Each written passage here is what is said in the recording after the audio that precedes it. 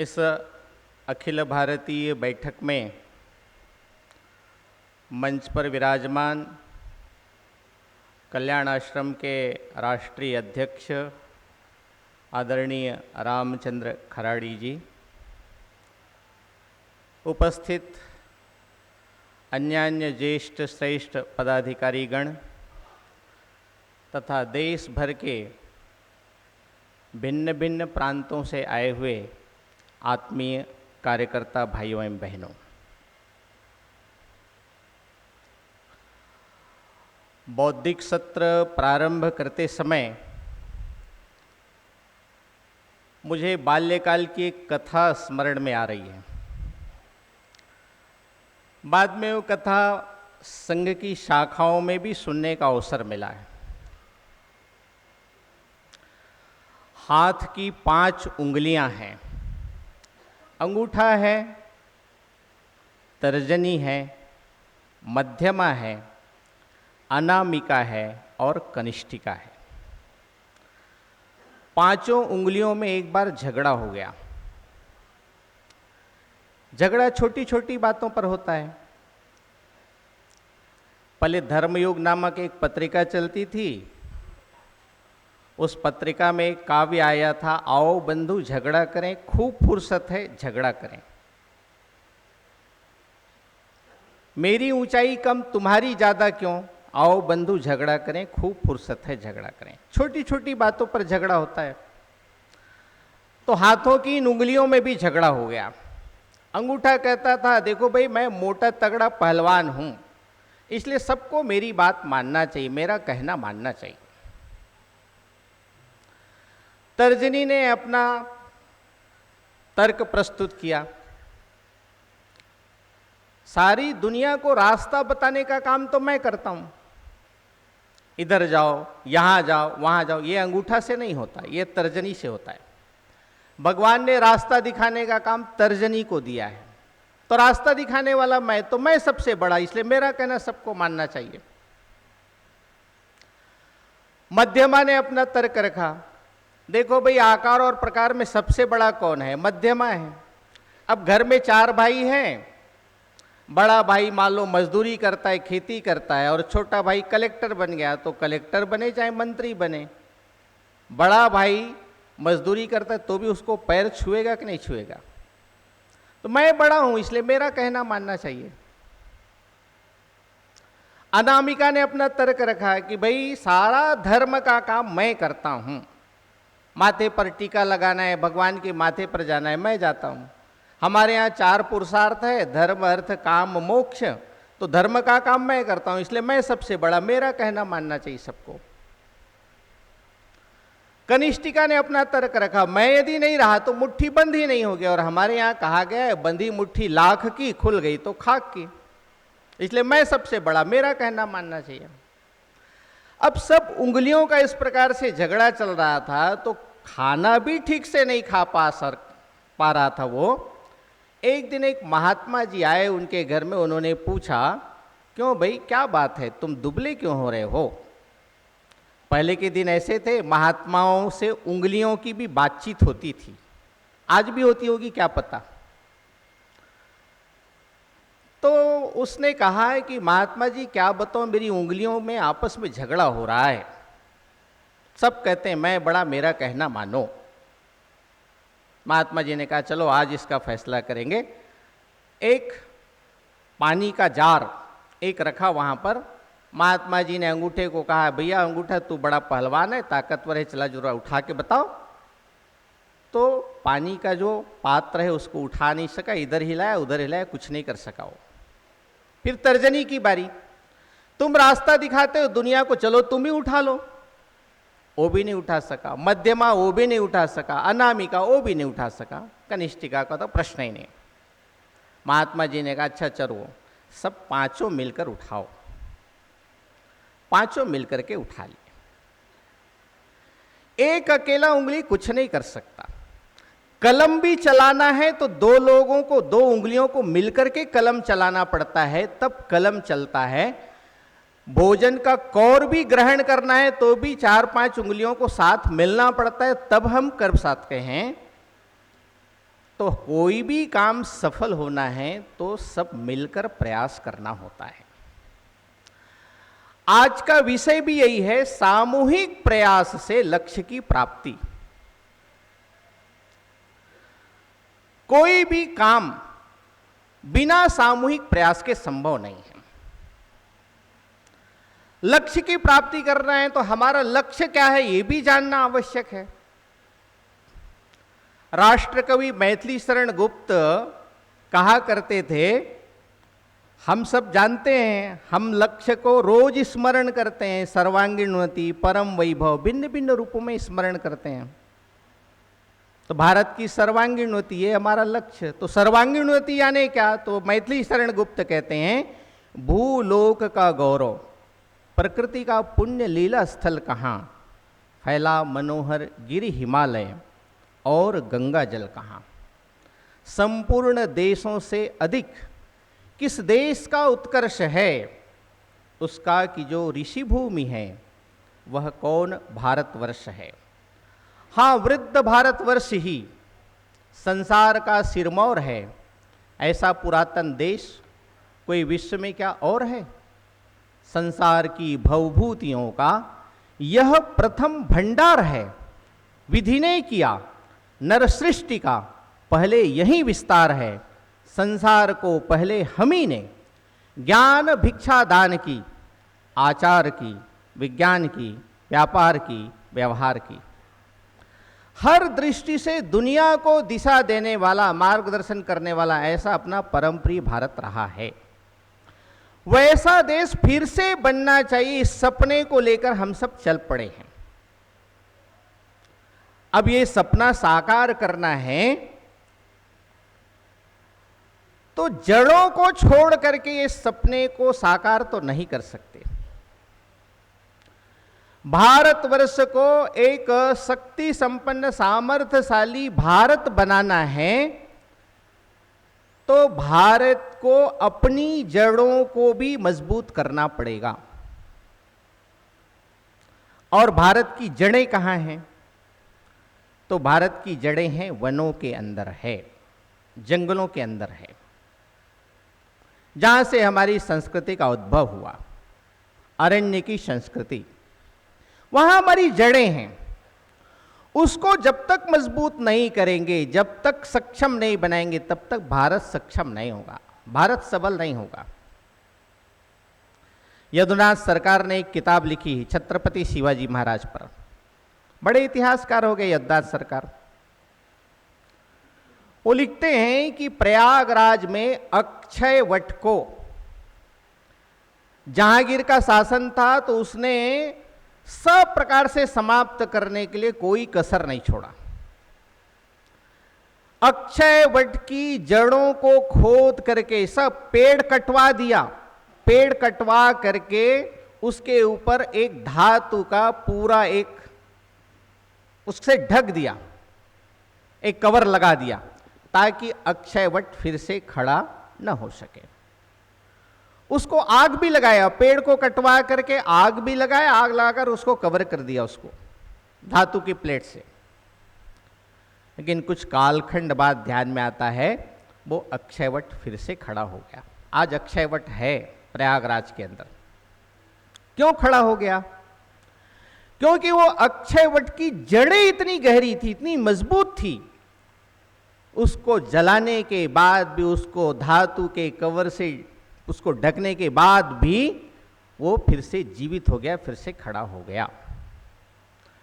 भारतवर्ष को फिर से सबल सशक्त राष्ट्र बनाना है तो हमको वनों में रहने वाले अपने बंधु हैं, जनजाति बंधु, उनको सक्षम बनाना पड़ेगा। इस बड़े लक्ष्य को प्राप्त करना है, परम वैभवशाली भारत, शक्तिशाली भारत खड़ा करना है तो 12 करोड़ जनजाति समाज, 470 वनवासी जिले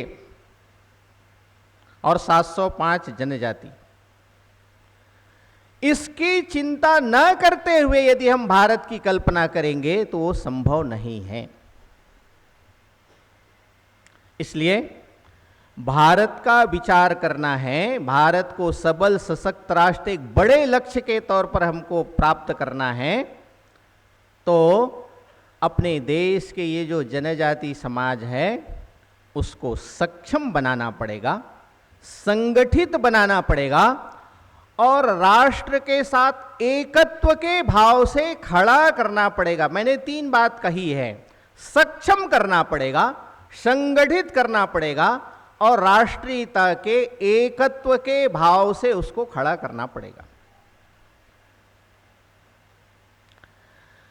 पहले हम गीत की पंक्तियों में कहते थे, लक्ष्य है अति दूर दुर्गम, मार्ग भी हम जानते हैं, किंतु पथ के कंटकों को हम सुमन ही मानते हैं। लक्ष्य दिखाई नहीं देता था। 1952 में जब हम चले होंगे तो आज के दृश्य की कल्पना कोई किया होगा क्या? लेकिन अभी गीत की पंक्ति बदल गई है। अभी हम बोलते हैं, ओ देखो पास खड़ी मंजिल इंगित से हमें बुलाती है, साहस से बढ़ने वालों के माथे पर तिलक लगाती है, साधना न व्यर्थ कभी जाती, चलकर ही मंजिल मिल पाती, फिर क्या बदरी क्या घाम है, बढ़ना ही अपना काम है। आज लगता है कि मंजिल बहुत निकट आता हुआ दिखाई दे रहा है। यहां पर 3 माइलस्टोन लगे हुए हैं, 1952, 1978 और आज 2023।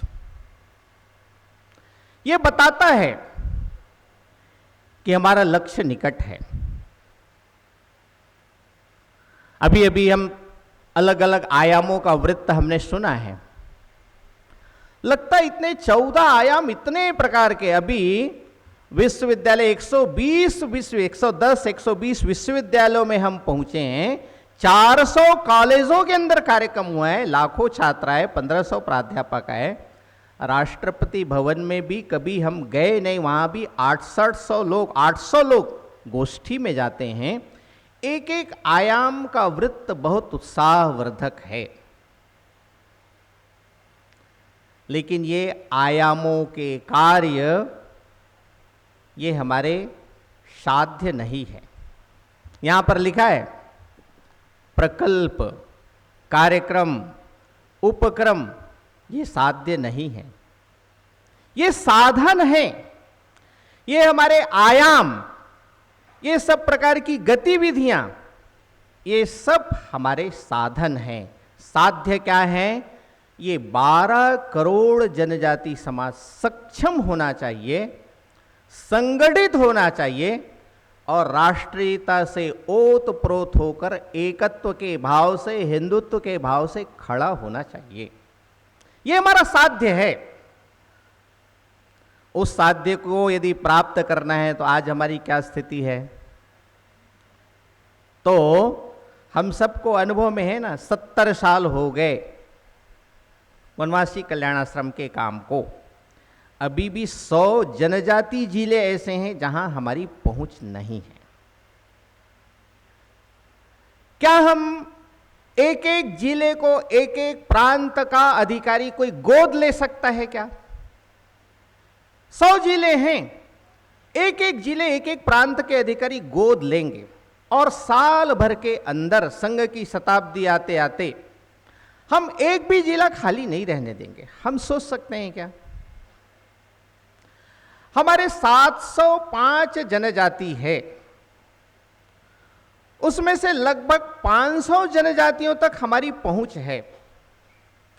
अत्यंत पिछड़ा जो जनजाति वो 75, उसमें भी 54 में हमारी पहुंच है, 20 अभी भी खाली है।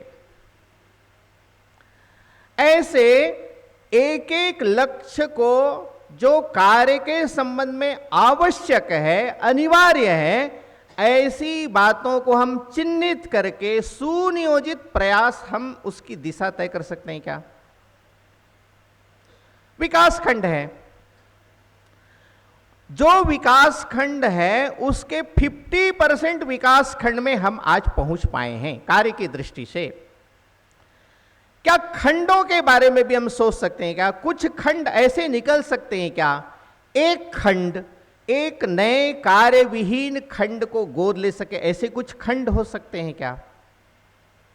और जो कुछ खंड बचेगा उसको जिला स्तर का, जिला समिति का कोई कार्यकर्ता, एक जिला स्तर के कार्यकर्ता को एक एक खंड हम गोद में दे सकते हैं क्या? किसी न किसी प्रकार की एक्टिविटी से, किसी न किसी प्रकार के कार्य से, ये हमारे 14 आयाम हैं, उनमें से किसी भी प्रकार के 2-3 आयाम उस खंड में, उस जिले में, उस जनजाति में खड़ा करके क्या हम इस लक्ष्य की ओर हम बढ़ सकते हैं क्या? इसका विचार करने की आवश्यकता है। बंधुओं, हम सब लोगों ने बड़े बड़े लक्ष्य सामूहिक प्रयास से पूरे किए हैं। कई उदाहरण हैं। अभी अभी की बैठक में हम लोगों ने सुना होगा, नंदराम नेगी जी की मूर्ति का अनावरण हुआ उत्तराखंड में। 3500 परिवारों से धातु इकट्ठा करके उसमें से वो मूर्ति का निर्माण हुआ, स्वतंत्रता सेनानी की मूर्ति, उसकी प्रस्थापना हुई। ये एक अकेले तो नहीं हुआ, सामूहिक प्रयत्न से हुआ ना। ये ठीक है, छोटा लक्ष्य है, लेकिन इस कालखंड में इतने बड़े बड़े लक्ष्यों को भी हमने प्राप्त किया है। राम मंदिर का लक्ष्य कोई छोटा लक्ष्य था क्या? 500 साल से अधिक साल से लगातार संघर्ष चल रहा है, 76 आक्रमण हुए, लाखों लोगों का बलिदान हुआ, किंतु उस लक्ष्य की प्राप्ति तो नहीं हो पाई थी। जब सामूहिक प्रयत्न हुआ, लगातार चला, एक के बाद एक आंदोलन, एक के बाद एक जन जागरण, जन अभियान लगातार चला 30 साल तक। सब संगठनों ने मिलकर प्रयास किया, सबने प्रयास किया। राम मंदिर का आंदोलन ऐसा आंदोलन है भारतवर्ष के इतिहास में, कोई भी प्रांत छूता नहीं, कोई भी सेक्शन छूता नहीं, महिला, पुरुष, युवक, आबाल, वृद्ध, सबने भाग लिया, ऐसा आंदोलन। 2007 में राम सेतु टूटने वाला था। राम सेतु टूटने वाला था, एक वैश्विक धरोहर हमारे देश का। उस राम सेतु को बचाने के लिए केवल एक ही दिन 2007 में सितंबर महीने के अंदर 3 घंटे का धरना का कार्यक्रम हुआ पूरे देश भर के अंदर। बहुत लघुतम समय में सूचना मिली, 24 घंटे की सूचना में यह कार्यक्रम हुआ। 7 सितंबर की तारीख थी, वो 12 सितंबर की तारीख थी। तो 2007 में एक ही दिन में इतने सारे स्थानों पर प्रयत्न हुए, हजारों स्थानों पर 3 घंटे का चक्का जाम हुआ, राम सेतु टूटने से बच गया। नहीं तो राम सेतु टूटने वाला था। अमरनाथ साइन बोर्ड का आंदोलन सन 2002 में जम्मू कश्मीर की सरकार ने ही विधानसभा में प्रस्ताव ला करके 100 एकड़ भूमि दी थी अमरनाथ साइन बोर्ड ट्रस्ट को।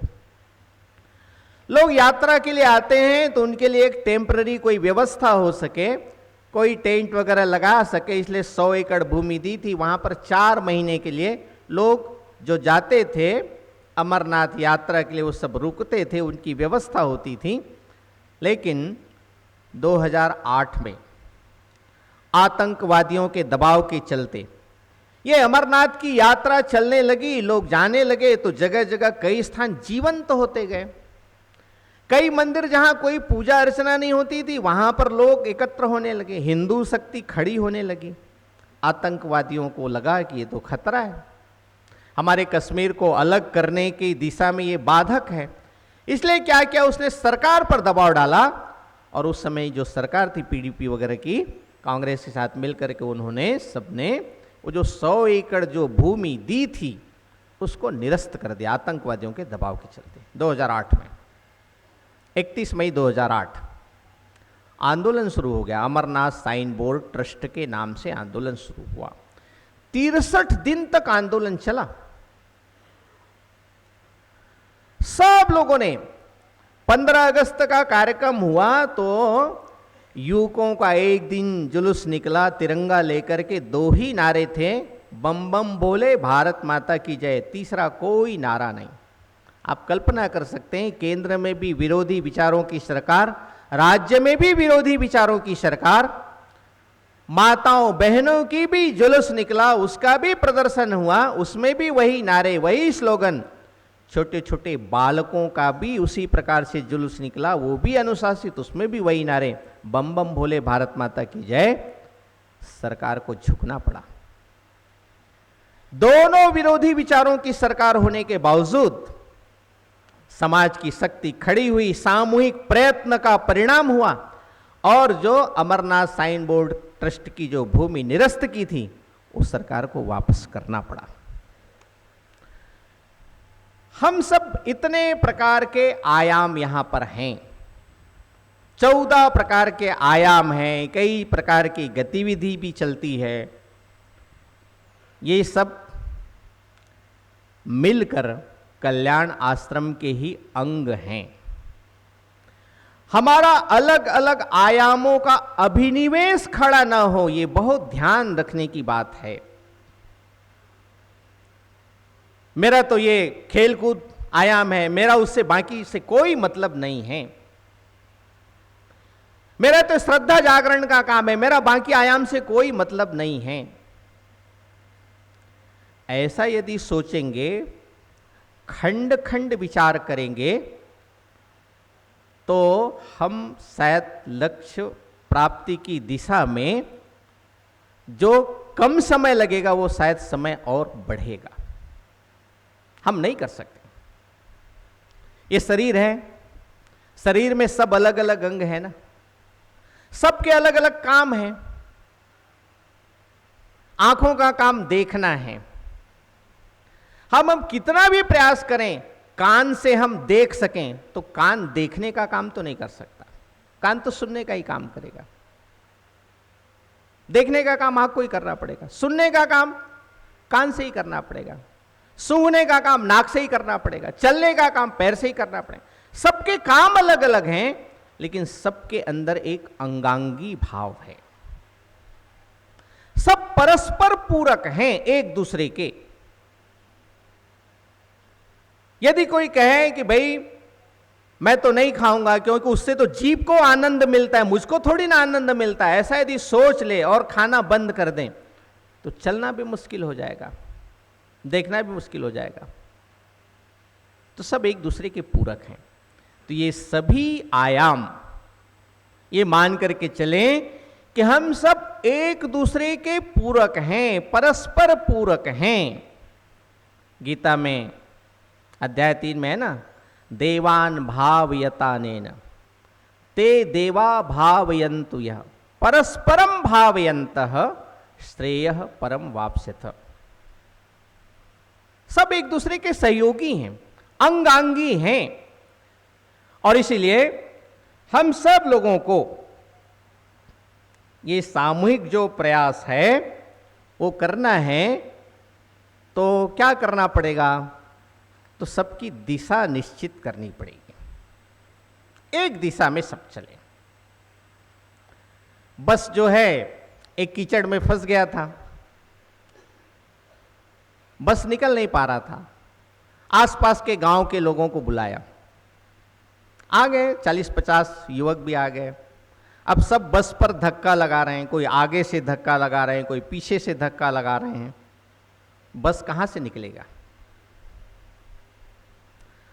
सब लोगों को आगे से हटाकर उसको पीछे की तरफ लगाया एक दिशा में, और सबका एक साथ मिलकर प्रयास, बजरंग बली की जय, एक साथ आवाज लगाया, सबका एक साथ ताकत लगा।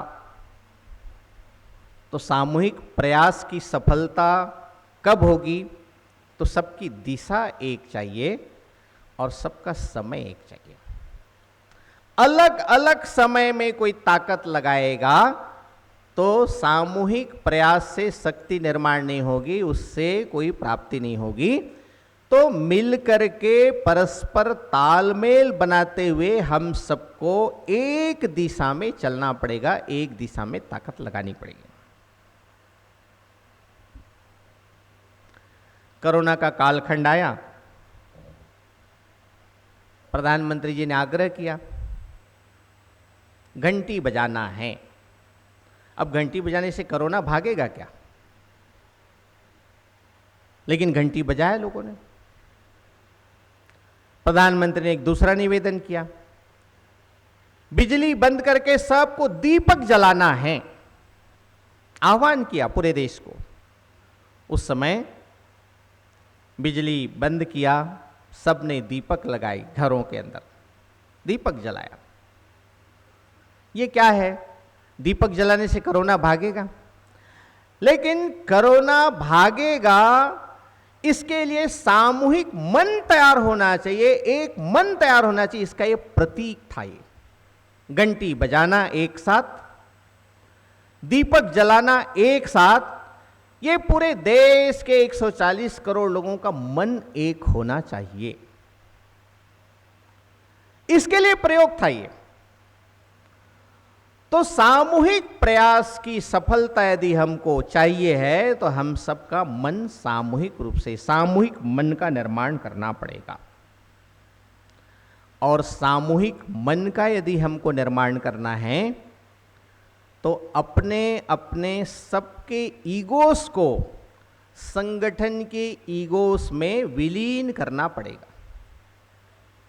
हमारे सबकी ईगो हैं, कोई बहुत अच्छा है, किसी का कंठ अच्छा है, अच्छा गायक है, कोई अच्छा विषय प्रस्तुत कर सकता है इसलिए वक्तृत्व की कला है, उसका भी ईगो है, कोई प्रबंध कुशल होगा, कोई और किसी विशेष किसी कला में माहिर होगा।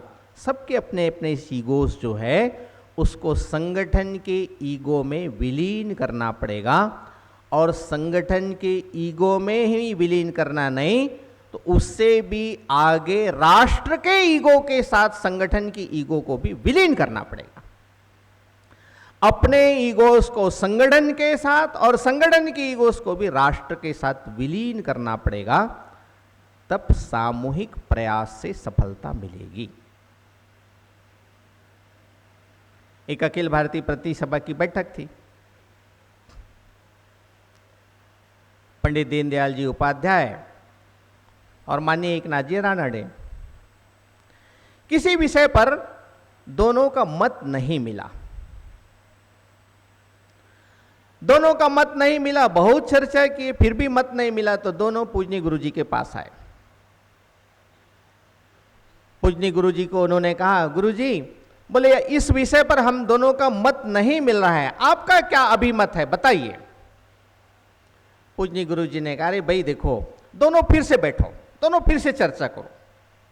दोनों वापस चले गए गुरुजी के कहने पर, दोनों फिर से चर्चा की, फिर भी मत नहीं मिला। फिर आए वापस, गुरुजी हमारा मत तो नहीं मिला, बहुत प्रयास किया, आप अपना मत बता दीजिए। गुरुजी ने फिर से कहा, अरे भाई अभी देखो भोजन का समय हो गया, पहले भोजन कर लो, फिर एक बार और शांति से बैठो। भोजन किए सब लोग, भोजन के बाद फिर बैठे तो दोनों का मत मिल गया, एक बिंदु पर आ गए। दोनों बड़े खुशी खुशी दोनों आए। एकनाथ जी दीनदयाल जी पूजनीय गुरुजी से कहा, गुरुजी बोले हम दोनों का मत तो मिल गया, आप अपना मत बता दीजिए। पूजनीय गुरुजी ने कहा, जो आप दोनों का मत है वही मेरा भी मत है। अपने मत को संगठन के मत में विलीन करना है, तब सामूहिक प्रयास यशस्वी होगा। संगठन और क्या है? संगठन यही तो है, collective ego of all put together इस ऑर्गेनाइजेशन। सबके ईगोस को एक साथ संगठन की ईगो में विलीन कर देना तो संगठन हो गया। सामूहिक प्रयास हमको करना है तो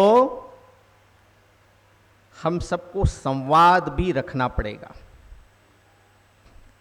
लिंकन एंड लीडरशिप एक बड़ी प्रसिद्ध पुस्तक आई थी, तो उसमें अब्राहम लिंकन ने अपने एक वरिष्ठ सहकारी, बहुत योग्य थे, कुशल थे, बड़े जिम्मेदार थे, उनको भी उन्होंने उस दायित्व से हटा करके दूसरे छोटे स्तर का दायित्व दे दिया। पत्रकारों ने पूछा कि भाई वो तो बहुत योग्य था, बहुत कुशल था, कई प्रकार से गुणों से युक्त था, उसको आपने क्यों हटा दिया, क्यों छोटा काम दे दिया? तो अब्राहम लिंकन ने कहा उसके अंदर बहुत सारे गुण थे, बहुत सारी विशेषता थी, किंतु सहयोगी के साथ संवाद नहीं करता था वो, और सबके साथ मिलनसार भी नहीं था। इसलिए मैंने उसे उस जिम्मेदारी से मुक्त करके दूसरी जिम्मेदारी दे दिया। ये कितनी बड़ी बात है। सामूहिकता के लिए, सामूहिक प्रयास के लिए संवाद करना, एक दूसरे के साथ समरस होना, ये बहुत महत्व की बात है। और इसी से, सामूहिकता से उत्पन्न होने वाली सहमति से ही सक्रियता, उससे आत्मीयता, और उसमें से ही परस्पर विश्वास की निर्मित होती है। सामूहिकता से सहमति, सहमति से सक्रियता। जब सबको लगता है इसमें मेरी भी भूमिका है इस निर्णय में, फिर उसमें से सक्रिय होता है, और फिर उसी में से आत्मीयता और परस्पर विश्वास की निर्मित भी होती है। वज्जी गणराज्य हम सब लोगों ने नाम सुना होगा, सिकंदर का कालखंड था। तो वज्जी गणराज्य के बारे में जो अध्ययन किया उनके सेना नायकों ने, उन्होंने जाकर के रिपोर्ट दिया। उन्होंने कहा राजा साहब आप वज्जी गणराज्य को नहीं जीत सकते। बोले क्यों भाई, हम सारी दुनिया को जीतने के लिए चले, क्यों नहीं जीतेंगे? उन्होंने कहा नहीं जीत सकते। क्यों नहीं जीत सकते? तो उन्होंने बताया, सेनापति ने उन्होंने बताया राजा को, एक तो वहां के लोग जो हैं वो पूर्व में पूरी तरह से संवाद करते हैं, पहले संवाद करते हैं, पूर्व में यानी पहले संवाद करते हैं पूरी तरह से। बाद में दूसरी बात उन्होंने कहा मिलकर निर्णय लेते हैं। पहला संवाद अच्छी तरह से, फिर मिलकर निर्णय लेते हैं। और फिर तीसरी बात क्या कहा, निर्णय के प्रति वे सब प्रतिबद्ध होते हैं। ऐसा नहीं कि अरे भाई उसमें तो मेरी सहमति नहीं थी जी, मैं क्यों काम में लगूं, ऐसा नहीं। जो निर्णय हुआ उसके प्रति प्रतिबद्ध सब लोग। और चौथी बात उन्होंने कहा, मतभेद को कभी भी मनभेद में नहीं बदलते हैं, इसलिए वज्जी गणराज्य पर विजय प्राप्त करना कठिन है, असंभव है। यह सेनापति का रिपोर्ट है। हमको सामूहिक रूप से अपनी शक्ति का निर्माण करना है, तो इन पहलुओं को हमको अपने संगठन के अंदर जो हम चलाते ही हैं उसको और बारीकी से, गहराई से हमको देखना पड़ेगा। एक घर में 3 मेहमान आए, बड़े बुजुर्ग थे। उन मेहमानों ने पूछा, अरे भाई घर का मुखिया है क्या? घर का मुखिया उस समय नहीं था, बाहर थे। घर का मुखिया आ गया तो उन्होंने भोजन पर बुलाया। भोजन पर बुलाया तो उन्होंने कहा कि हम तीनों एक साथ नहीं आ सकते, तीनों एक साथ नहीं आ सकते, अलग अलग आ सकते हैं। तो बड़ा समस्या था, तीनों एक साथ नहीं आ सकते। तो एक मेहमान थे संपदा, उस मेहमान का नाम था संपदा। दूसरे मेहमान का नाम था सफलता, और तीसरे मेहमान का नाम था प्रेम। संपदा को बुलाया तो संपदा तो जाने के लिए तैयार हो गया, सफलता को बुलाया वो भी जाने के लिए तैयार हो गया, लेकिन जब प्रेम को बुलाया तो तीनों एक साथ जाने के लिए तैयार हो गए। तो घर के मुखिया ने कहा, आप लोगों ने तो कहा था कि तीनों हम एक साथ नहीं जा सकेंगे। उन्होंने कहा कि जहां प्रेम होता है वहां संपदा भी होती है, वहां सफलता भी होती है। आपने प्रेम को बुलाया, इसलिए प्रेम जहां रहता है वहीं संपदा है, वहीं सफलता है। इसलिए प्रेम को आपने बुलाया, इसलिए हम तीनों आने के लिए तैयार हो गए। यदि आप प्रेम को नहीं बुलाते तो हम तीनों एक साथ आने के लिए तैयार नहीं थे। वास्तव में हमारे सब अखिल भारतीय स्तर से लेकर नीचे तक जो कार्यकर्ता है उसमें परस्पर का प्रेम, परस्पर का विश्वास, परस्पर की आत्मीयता, मिलकर निर्णय करना, सहमति के स्तर पर आना, सभी आयाम परस्पर पूरक, ये यदि हम ध्यान में रख करके चलेंगे तो हमारे ये जो प्रयास है ये सामूहिक प्रयास बन करके लक्ष्य को और अधिक निकट लाते लाते हम लक्ष्य को प्राप्त कर सकेंगे। ये जो कालखंड है ये बहुत महत्व का कालखंड है, स्वर्णिम कालखंड है। जिस कालखंड में हम हैं, मर्यादा पुरुषोत्तम भगवान राम के मंदिर के लिए संघर्ष बहुतों ने किया, बहुतों ने बलिदान दिया, उनके जीवन में अवसर नहीं आया राम मंदिर का दृश्य देखने का। हमारे जीवन में आया है। हमने भूमि पूजन भी देखा और अभी 22 जनवरी को उसकी प्राण प्रतिष्ठा भी अपनी आंखों से देखेंगे। धारा 370 समाप्त करने के लिए कितने लोगों ने लड़ाइयां लड़ी, कितने संघर्ष हुए, कितने सत्याग्रह हुए, कितने जेल गए, उनके जीवन में अवसर नहीं आया, हमारे जीवन में आया। चंद्रमा के दक्षिणी ध्रुव पर पहुंचने का दृश्य, दुर्लभ दृश्य, दुनिया में पहली बार पहुंचने का यह दृश्य देखने का स्वर्णिम पल हमारे जीवन में आया। जो देश भारत को कभी महत्व ही नहीं देते थे, G20 के सम्मेलन के समय सारे दुनिया के बड़े बड़े राष्ट्र सब भारत की पिछलग्गू बनकर चल रहे थे। एक पत्रकार ने कहा दिल्ली के बारे में, ये दिल्ली जो है कंसेस ऑफ कैपिटल बन गया है, सहमति की राजधानी बन गया, केवल भारत की राजधानी नहीं, सहमति की राजधानी बन गया है। तो इस सहमति उत्पन्न करने का सामर्थ्य भारत के पास आज है।